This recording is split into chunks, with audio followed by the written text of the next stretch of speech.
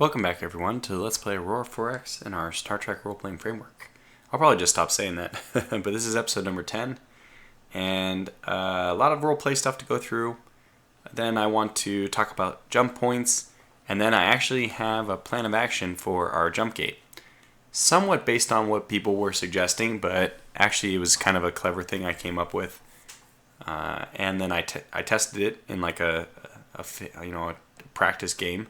Space mastered everything just to make sure it would work, and it does, and we will be doing it. It'll be a lot of fun.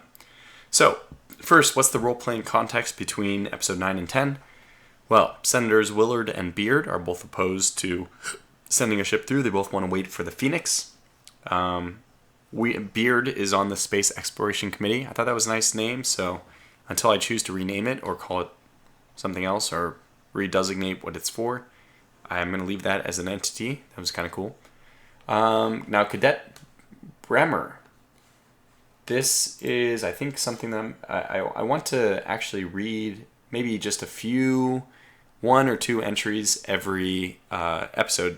Some of the really good role-playing things that I see. And I'll try to rotate the people I get it from, too. But this is from Cadet Bremer. He put 21st February, which is our current time, but I think he means 1st September, which is when... Remember, we spent about 6 months clearing all the jump points and getting all the jump gates open, but there was a time, which was September 1st, when we only had this one jump gate, our first one we ever discovered. So, that said, I'll read a brief excerpt from his little posting. Today, news swept through the Academy that the science ship Discovery found what is being called a jump point. The cadets and even the staff are in a frenzy over what this could mean. It is being said that this jump point could lead us to new star systems, new worlds, maybe even an answer to the age-old question if life exists beyond our planet. This could be the single most important find in human history. So, oh my gosh, I'm sorry. Still getting over this cold. But anyways, that was that, and I'll read one other brief post about, this is from Josh Street, the Martian Times. This is actually dated 2nd September 2047, which is cool. The article would have the headline, Gateway to the Stars. And then this is, I'll read an excerpt of this as well. Head of Starfleet Command, Fleet Admiral Tortuga Power gave a statement yesterday evening on September 1st, 2047. The Discovery has found an ancient station around a gravity well that has stabilized it. The head of the Federation Science Bureau stated it is too early to tell if the jump point leads anywhere, but the probes that the Discovery has launched show great promise. All right, now I want to get back to this gravity well, ancient station, all that stuff, because I haven't made clear what jump points are in this game. It's nebulous to start, so I kind of know what the developer Steve was going for, and I'm gonna explain a little bit our own take on it. I'll just even pull up like my notepad with my explanation of what it is. So we'll see that on camera in a second. I mean, I could leave it here so you can read, but essentially I want to read... there's one other thing we have to get through first. No, two other things. So one sec, because I actually have my notes on the same thing. There's Representative Davison, who is related to Davison Interstellar Shipping, which is one of our... Whoops, wrong one. Nope, I had it right the first time. What am I talking about? Davison Interstellar Shipping. So Representative Davis in the House also was opposed to sending a ship through because there would be no return. And we also had Cadet Hansen, who also mentioned that... I'll just read a very brief excerpt of this one. I barely had a moment to talk with anyone here without people talking about it, meaning the Discovery. So that's really cool. He's also a cadet, so you can imagine how abuzz the Starfleet Academy would be, how related this is, that, this is the potential... huge potential for the future captains of Starfleet Academy. Now, the last thing we need to cover is a trial by court-martial of Isabella Wright, who is the previous, or current actually, captain of the Tortuga Power, who most famous for running out of fuel. Now, the trial by court-martial is going to go down like this. This was submitted by Incompetent Idiot. Well, I mean, that's the username, but it was, we, officers of Starfleet, hereby counsel Starfleet headquarters to initiate a court-martial against Rear Admiral Isabel Wright, yada, yada, yada, for negligence, running out of fuel, essentially. What has happened in the court martial is there was no, I mean, she was found, she's convicted of negligence, but there's no severe penalty. It's just kind of a slap on the wrist, except she will lose command of the Tortuga Power and every other starship after we form our first geological survey team. So once we do, we'll use her survey bonus for looking on the ground. And that's her penalty and our penalty, I guess, because the Federation loses a good survey bonus captain by doing that. But she'll be grounded essentially. So you're not demoted. So there's no official punishment, but the unofficial punishment is actually even worse, that you can't even fly anymore. Now, that said, I think it's time for me to get to jump points. Okay, sorry, I had to get a cough drop. I'm just coughing too much. Okay, now, jump points.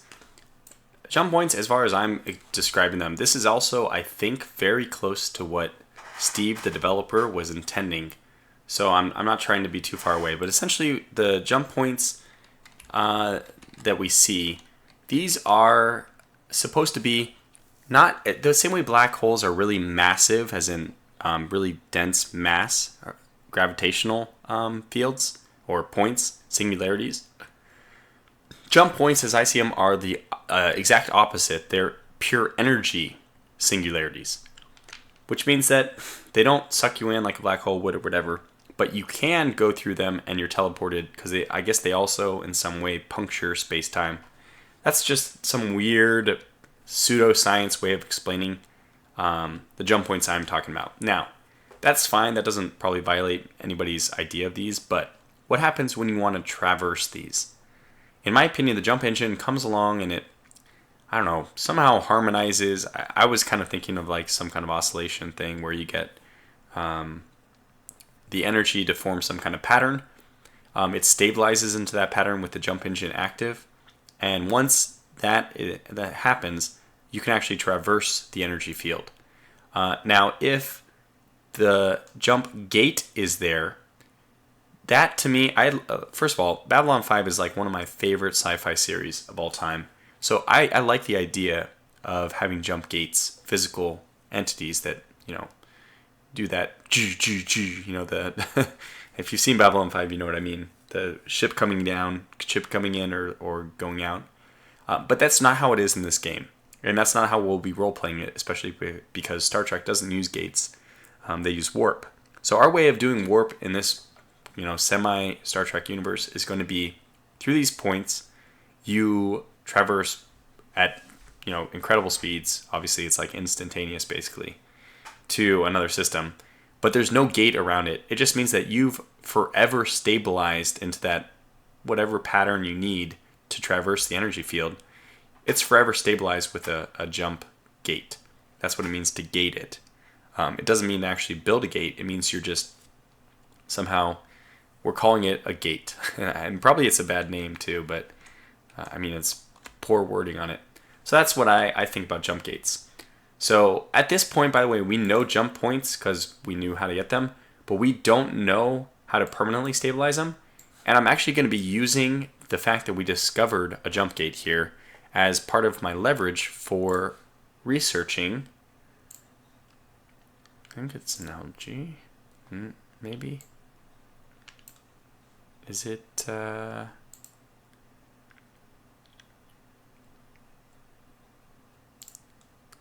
Yeah, it's in construction production. Small jump gate construction module. So this means we can actually build jump gates. Now, I didn't, this is really cheap technology, but it's very convenient we didn't use it yet, because now that we have seen this, scientists would actually be like, okay, well, how do we replicate this? We already knew how to do jump engines, but we never thought we could permanently stabilize a jump point. And now they will, try to get on with that. All right, so that is all the roleplay we need to do for now. Now I'm going to actually tell you about my idea for what to do with this. We are going to send a quote-unquote unmanned probe through. Sorry about that. I had a coughing attack. Unmanned probe, what do you mean? Well, what I mean is we're going to design, I actually just tested this out to make sure it works. I've never done this before, but it does. we are going to design basically a shell of a ship. This is just, it will actually have a crew, but it's considered, I'm going to consider it not having a crew. I think it's going to end up having 2. So what we're going to do is call this unmanned probe. And I'm going to call it the Mark 1. I guess I usually do, I like Roman numerals, but the name will get a bit long if we get beyond 2 or 3 or something, so let's see. And this is going to be a survey craft, which to me seems like the least least needy of a crew. Like a ship needs a crew, but a craft doesn't. Don't ask me why. I think craft are smaller anyway. But so what is this going to have on it? Actually, yeah. It's going to have almost nothing. Almost nothing. It's not going to have a bridge. I don't even think I built mine. I think I built mine with a bridge last time, but we won't need one if I'm careful enough. So we're just going to have a commercial vessel, but this vessel is going to be just a shell. Yet the lucky thing is that even just a shell has a speed of 1 kilometer per second. Notice that we don't have fuel, we don't have engines, and we still get this minimum, which is considered like thrusters or whatnot. And that is all this probe needs to have in order to go through the jump gate. So that is it. It's already done. Well, it's not already done because now we need a way to get the probe from Earth to the jump point. And for that, I was thinking about employing a tug. But I think that even better will be to utilize the research we're currently doing right now with tractor beams. What I'm going to make this unmanned probe do is just have the only thing it's going to have besides the shell, which it already has, is a tractor beam. So it'll be a very light part. I think tractor beams are 500 tons. On top of what we already have, it'll put it at like 600, maybe 650. And then that is such a low tonnage that if it attaches itself to any other ship, it'll just bring their maximum speed down by a small amount. You know, it's a very linear relation. If you double the weight of your ship, your tonnage, you half the speed if you have the same engine power. So it's just completely linear. So 650 tons, adding it to like any of the ships we already have. Probably the Discovery will be the one that takes it. So this is going to go up to 4,700. That's going to be a drop of like, I don't know, maybe 15% in speed. So it's really nothing we can't handle. We don't even care about the speed anyway. We just don't want it to take forever to get to the jump point. So what I'm going to do now is I'm going to advance some time. I'm going to make a cut in the video. And while I'm off, what we're going to plan to do is I'm going to drop Dr. Jordan's labs away. And I'm going to give them all to Dr. Connor. So this is now the priority one, and it'll be done April 14th. So on April 14th, we will have the tractor beam. I will then immediately build it. And then we're going to need it at a dock. So you know what I'm going to do? I'm going to go ahead and expand this one in the meantime. How long will it take? 13th May. That'll take too long. Well, I can always respec CivDoc 01 instead. I definitely would rather. Okay, let's just do 5,000 then. Just something there. That's fine. Let's just get up to 2nd of April with another 5,000. I'll set that as the activity. The larger the size, the faster that a ship changes. This does not make any sense. Completely counterintuitive to me. But the larger the capacity it can hold, the bigger the shipyard, the faster it retools. Again, that's counterintuitive to me, but that's the way the game works because of the mod rate. So we'll increase this a little just to get a slightly better mod rate. We won't need another Tortuga. It's kind of an obsolete vessel now. And now, we just wait. So I'll come back when this is done. And I'll let you know if anything else happened in the meantime. But probably all we need to do now is get this probe out. attach it to the Discovery, and launch it into the unknown. Okay, so one step closer now. We finished the research, and I actually just right now I queued up the tractor beam in here because we know we want it as a stockpile part. Always better to do that. And the next, I mean, that's going to take just very little time. How much is that going to take? Just like 3 cycles. But the bigger, more important thing we have to do is get this to retool. And I think it is dependent on how big of a class you're going to. So like if we were tooled to the Osiris, it would take to the 1st of April. But okay, well the Tortuga Mark II, 21st of April. This is 48, and this is 2049. Anyways, it doesn't look like I've finished my. Of course, I have not finished my design yet. So unmanned probe, ship, survey craft. Design, what does it need? It needs... This is a commercial... Oh, I don't know why I didn't see it on that list. There. So this should be on the list of potential ships now. So this just is a parasite. It just sucks to whatever ship that's being... I mean, it just gets carried wherever it needs to go. The good news is, there was another way we could have done it. I could take out the engineering space, and then this would be... I think... Oh, I do it this way. This would now be a fighter. Oh, so it doesn't work that way? It's a military vessel, actually. So, I guess the tractor beam can't be put on a fighter. Or maybe over 500 tons can't be a fighter. I don't remember where the cutoff is. But the way we're doing it now as a commercial vessel is much better, just because... Okay, I need that. What was it? Engineering bay. This is better because this no longer has a service window, and we can just assume that what that really means is the survey window is infinite. Just like somebody pointed out, Voyager was the probe we launched to the outer system. This is just a probe. So the remarkable thing is that, I mean, it's still so big. My gosh.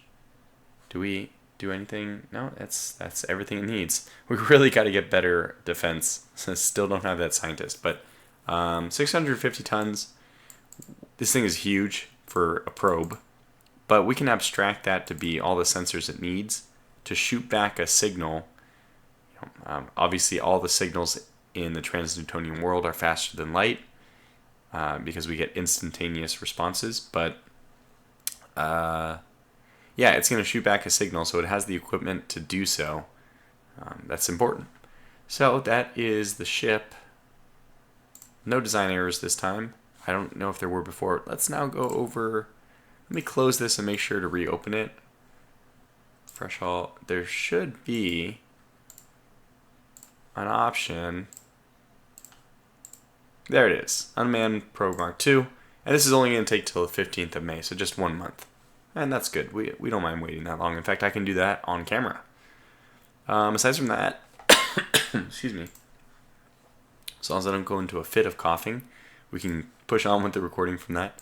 I gave Scott Connor lowering the colonization cost for his next task, which eventually, even with the probe being sent out and having a slightly larger outward focus beyond Sol, I think that we should be spending the rest of our 15 years or so before 2063 and the Phoenix.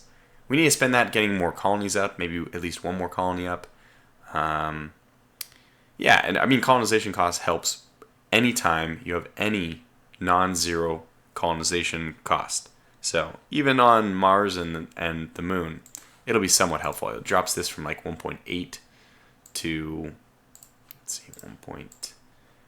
From this would be from 2 to 1.8, I should say. Because, wait, was it 5%? Then it'd be 1.9. But that's still helpful. That means it reduces the number of infrastructure we need per population, which means essentially we'll get a huge increase in the amount of population we can support. And the moon's already up to 70 million. In fact, right around 100 million, between 50 and 100, I usually like to drop off their destination, make them stable. And Mars is, you know what, let's do this for for the moment, let's put stable. Let's have this as a destination, but yeah, we'll do it this way. That's going to stop some of the colonists from going to the moon. This is some of the people on Earth from going to the moon. Because the moon actually is going to have a really high reproduction rate right now, 5% growth. We'll see how far behind its infrastructure it gets. This also prevents the situation we have a lot of times where it's always talking about unrest, and this will stop that. Yeah, so no cause for unrest on Mars. So this will, but basically this will allow that to catch up a little bit for the moon at least. How is the moon doing? 70. Wow, they're actually ahead on their infrastructure production. So we actually could put more population in that. But I'm going to let the moon just grow by itself for a little bit. We'll see how that works out. Anyway, let's keep pushing because we're very close to getting the Discovery out with this new thing. Okay. Research lab. Madeline Jordan. 5 days. 5 more days. Okay. We finished the construction of that. The tractor beam is ready to go. And mod this back down to 10. Put in, wait, what do we want this? No, we want the sector command. It's already partly built. Yeah, good. So that'll be finishing pretty quick too. This year. We have 2 new items coming up this year. Okay, 5 more days. Nothing. 5 more days. Nothing again. Okay, nothing again. And last, I think this is the last tick. Huh. Was I wrong? When is it finishing? Did I not? My God. Set activity. Alright, well, let's just use the auto turn. Stupid. Always something. Okay. That's okay. It just delays our revealing of the system by a little bit longer. Everyone on Earth would be pushing. That wouldn't happen, right? You wouldn't make that kind of mistake in real life. It just wouldn't happen. But this is not real life. That was only like 5 seconds, no, not 30 seconds of playing. And it went completely unnoticed that I hadn't actually set the retooling. Now that it's done retooling, we get it to build one. Now the construction says it'll take till September 29, which already isn't much time because this ship is basically a tractor beam strapped to a sheet of metal. But we'll see it's actually going to be even much less than that since we've done almost all of the construction ourselves thanks to our building of the tractor beam already. So let's add this task and see. It's 29 of September. Yeah, this will be done by December. This is going to be done like just 4 cycles. Well, let's just go ahead and push on those last few cycles. I actually need to go set quickly as soon as this is done. There it is. Let's quickly, before I forget, also get this to go another 5,000. Set activity to expand. Yeah, good. I probably can expand this one by another 5,000. Yeah, I'll do that. And I think the civilian ones you usually don't need to turn around as quickly. So the mod rate is much slower on the civ ones, but you kind of expect that. The civilian ships are huge, right? 100,000. Now, the important thing is we have our probe. So let's get the shipyard split. Now you are going to tractor yourself to the Discovery. Yeah, so the maximum speed of 1 or less, well, that's exactly why we're tractoring ourselves to the Discovery. At this moment, the Discovery speed is 3855, but if we just go 5 seconds, the orders are complete. And now we see that the Discovery now moves at... they joined. Okay. Discovery now moves at 3333. So it was from 38 to 33. That's not too bad of a drop. Alright, now we get this group to move over to our jump point. I'll just move first. And we'll watch this happen slowly on the screen. This is huge. Now, all of Earth is weighted with bated breath. Okay, while scientists need to get their work done still. Okay, so now keep going. We are about to jump through this system. Alright, this is the big moment.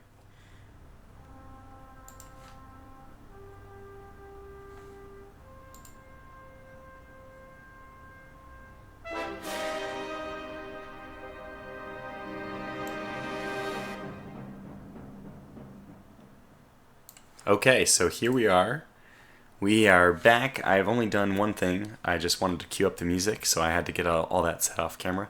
And I've split the unmanned probe from the Discovery. We're prepared now to actually send the probe through the jump point. So yeah, at maximum speed, but that doesn't matter. And now it already is assuming that we'll be on the other side. Actually, before I do this, there's another thing I have to make sure we do.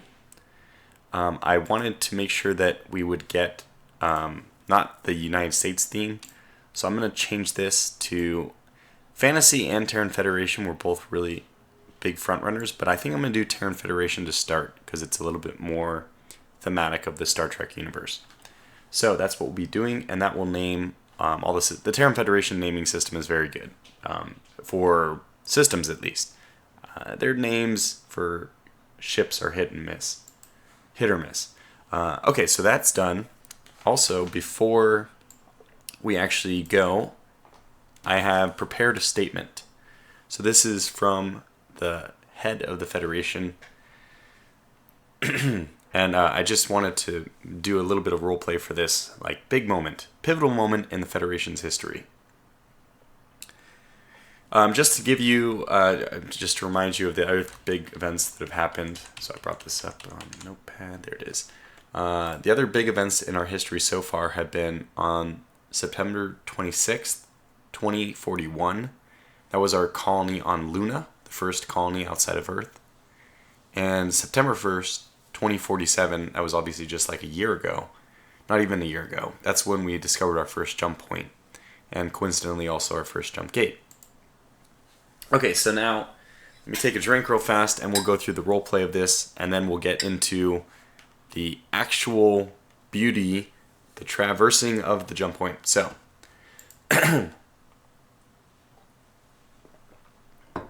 today, the 21st of July, 2048 AD, the Federation launches a probe into a jump point anomaly, one which, somehow, has become stabilized on its own. Having now detected other jump points similar to this one, our scientists have concluded that the odds of such a stabilization happening without outside intervention are incalculably small. And for mankind, what does this mean? We first reflect on the road we have traveled to get here. Our ability to understand and now even manipulate these jump points is testament to the great recovery of our species following the horrors of the Third World War. In the last 20 years, the human race has gone from a civilization that stares at the stars in wonder to one that has now explored every system, body, and soul. We have gone from a dwindling population on Earth to an interplanetary federation with blossoming colonies on multiple worlds. As to the stabilized jump point, the so-called jump gate, it is beyond the Federation's scope to speculate on its existence. But it exists, and we shall treat this with the same curiosity, the same passion for exploration and for the unknown, which we endeavor to exhibit in all matters on the forefront of science. Whether this jump gate has formed by remote chance, by miracle, or by something beyond coincidence, this anomaly has given us the opportunity to test interstellar travel for the first time. I conclude with the Federation's motto, which have never felt more real than they do now, which has never felt more real than it does now. Ad Astra, to the stars. So with that, I think all we need to do is the 5-second tick. So once again,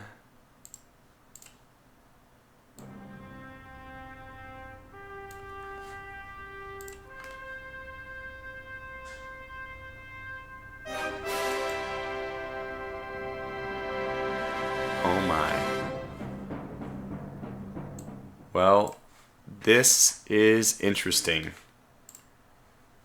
We are staring at...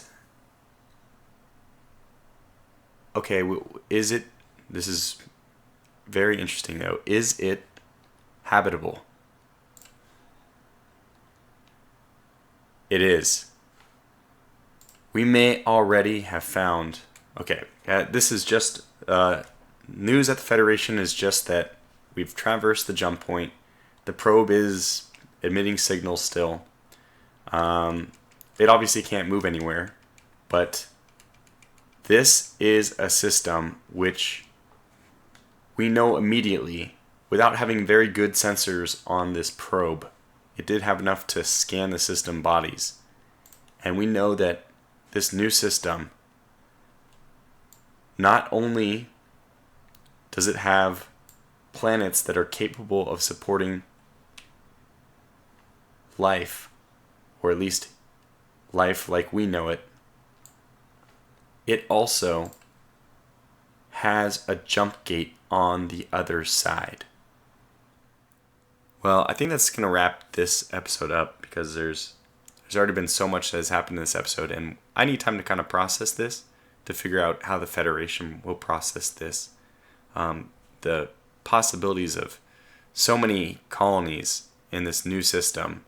It's just, I mean, this is like 3 Mars and Moon type planets, and one other one, and no, this is 4, another one. This is just amazing. This system is maybe, arguably, with the exception of Earth, a more habitable system than Sol itself, which is quite a statement. Anyway, so yeah, I'll wrap this up. Before I do, I just want to say about the role playing. In this next episode, on this video in the comments section, I'm going to be making a role playing pinned thread, where if you have like role playing interactions, we'll be doing them in that thread. This is just to avoid the situation where I get 2 people posting conflicting things. If you still want to just leave a generic comment anywhere, even if it's a role-playing one, especially if like you want to leave a very long role-play entry, it probably doesn't belong in the role-playing pin thread. Or if you want to comment about any kind of game mechanics or Star Trek things, or just talk about what's going on in the game at all, that's all goes in the comment section. But in the role-playing thread, which I will pin again, that's for the interactions between people and like little excerpts from people's journals, news headlines, stuff like that. And the reason I want them all in the thread is just so we don't have conflicts, and just so that people very easily can find and read all these little short role-playing blurbs. So with that said, I'm gonna take us out as I took us into the jump gate, and that is going to be with the very concluding part of the Space Odyssey, 2001: A Space Odyssey's. I don't know if it's their theme or not, but it's certainly, in my opinion, the most recognizable piece of music from that film. And that's the one I've been playing. So, without further ado, we will play it.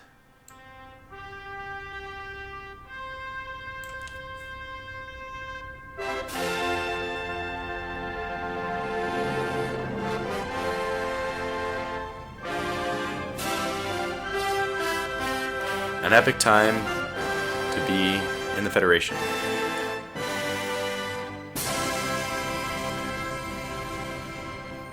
Thanks for watching, and until the next episode, take care.